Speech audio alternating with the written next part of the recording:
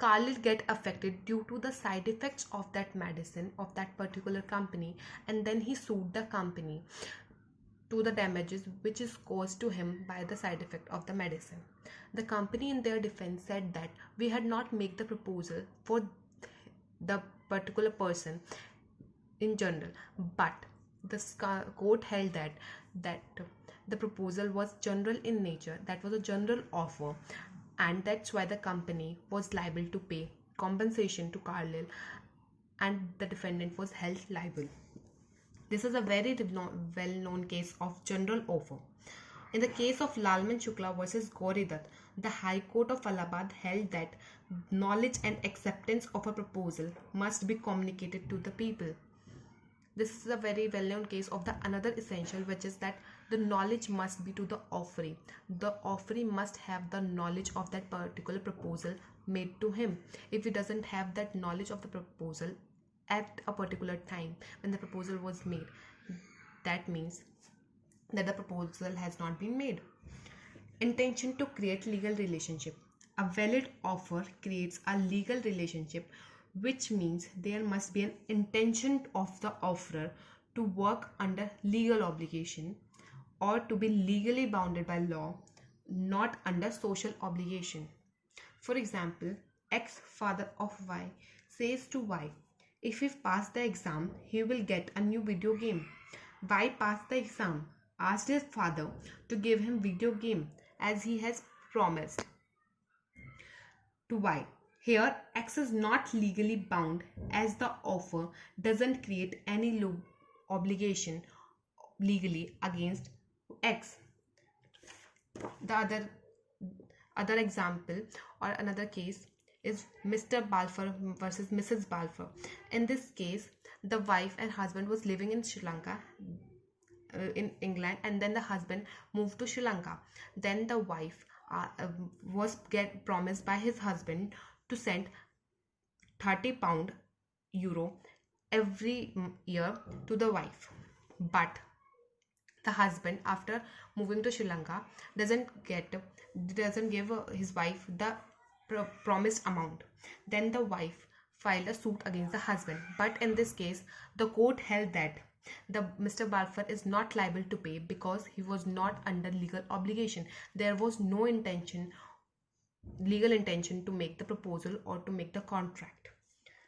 The another essential is definite, unambiguous, and certain in nature. The offer must be certain as specified in section 29 of this Indian Contract Act. It must be unambiguous, means that the thing offered must be clearly specified. Just suppose that you made an offer that a particular liter of amount of petrol is promised to give to the other person on a decided amount, but the amount of the petrol is not specified, hence it is not a valid offer. The other essential is it must be distinguished from invitation to offer. The offer makes a person to enter into a legal binding contract, whereas invitation to offer invites a person to enter into a contract. A suit was displayed with a price tag in a shop. This is not an offer, it is an invitation to offer. It is very famous case, Harvey versus Facey, in which difference between invitation to offer and offer is differentiated by the court. The other essential is it may be general or specific in nature. It can be given to public at large in general by advertisement in newspaper, etc., or it can be specifically given to a person too. Offer must be made with a view to obtain the assent.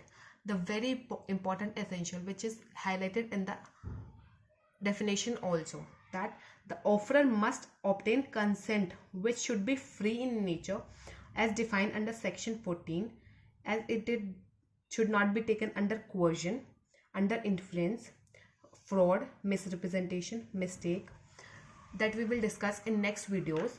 That the offer made by the person, the intention of that offerer should that he will get the accent from the another person, which should be a free consent. The kinds of offer, there are many kinds of offer. There are general offer, specific offer, counter offer, cross offer, implied offer, standing offer, expressed offer. Let's discuss in detail.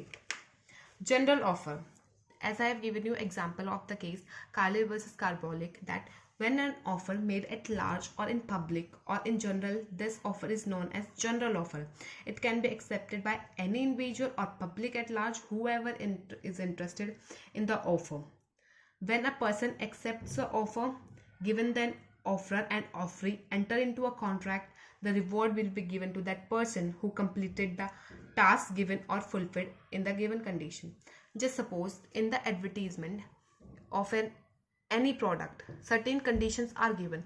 If you accept those conditions, then the general offer is said to be complete or accepted. The specific offer. The offer which is made to an individual or to a specific group of individual is said to be a specific offer. It can be accepted by that individuals or that group of individual. Example, X offered to buy a car from Y for rupees 10 lakh. This is a specific offer, is made to a specific person, and only Y can accept this offer because this offer is particularly or specifically made to Y. Counter offer. When an offerer makes an offer to offeree with some modification, it makes converse offer, which makes initial offer void and other comes in existence, which reverts the party from offerer and offeree to offeree and offerer respectively. This type of offer is known as counter offer. Let's take an example of this kind of offer, which is counter offer. That A and B. A makes an offer to B that I want to buy this pencil with rupees 10. Then B said no. He doesn't say no exactly, but he said that I'll